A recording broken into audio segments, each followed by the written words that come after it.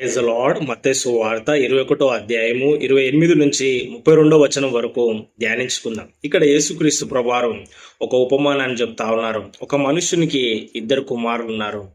మొదటి వాని దగ్గరికి వచ్చి ఆ తండ్రి అడుగుతున్నాడు, అయ్యా ద్రాక్ష తోటలోకి వెళ్ళి ఈ దినం పని చెయ్యి అని అడిగినప్పుడు ఆ మొదటి వ్యక్తి పెద్ద కుమారుడు నేను పోను అని దురుసుగా జవాబు చెప్పినాడు. కానీ తర్వాత పశ్చాత్తాపడి అదే నా తండ్రి చెప్పినాడు కదా, నేను వెళ్ళి పని చేస్తానని చెప్పి పని చేసినాడు.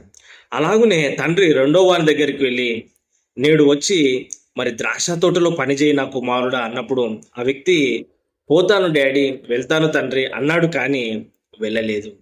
ఈ ఇద్దరిలో ఎవరు తండ్రి ఇష్ట ప్రకారం చేసిన వారు అని అడిగినందుకు వారు మొదటి వారే అని శిష్యులు కావచ్చు, అక్కడ ఉన్న జనాలు కావచ్చు యేసుప్రభు వారికి సమాధానం చెప్పారు. అందుకు యేసుప్రభు వారు ఏం చెప్తున్నారంటే, సుంకరులను వేషలను మీకంటే ముందుగా దేవుని రాజ్యంలో ప్రవేశించుదురని మీతో నిశ్చయముగా చెప్పుచున్నాను. హల్లెలూయా. మరి మొదటి కుమారునిలాగా మారు మనసు పొందిన ఆ సుంకరులు, వేశ్యలు, పాపాత్ములు దేవుని రాజ్యంలో వెళ్తున్నారు కదండి. మరి యేసుప్రభు కాలంలో యేసయ్యను విశ్వసించి నమ్మి వెంబడించిన పాపులు అనేక మంది ఉన్నారు.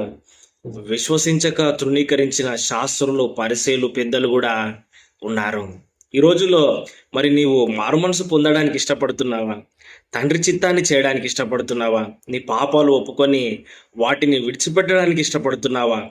మారు మనసు పొంది ప్రభు మార్గంలో నడుచుకుంటే దేవుని రాజ్యంలో నీవు ఉంటావు, పరలోకాన్ని నీవు స్వతంత్రించుకుంటావు. నీ ఇష్టానుసారంగా జీవిస్తూ వాక్యాన్ని వ్యతిరేకిస్తున్నట్లయితే నిత్య నరకం ఉన్నదని మర్చిపోవద్దు. యోహాను నీతి మార్గంలో మీ వద్దకు వచ్చను, మీరతని నమ్మలేదు అని యేసుప్రభు వారు అక్కడున్న శాస్త్రులు, పరిసయ్యులు, కొంతమంది మతాధికారులతో చెప్తా ఉన్నారు. అయితే సుంకరులు, వేశ్యలు అతన్ని నమ్మినారు, మీరు అతన్ని నమ్మలేదు. అది చూసన్నా మీరు పశ్చాత్తాపడితే బాగుండేది అని యేసుప్రభు వారు చెప్తా ఉన్నారు.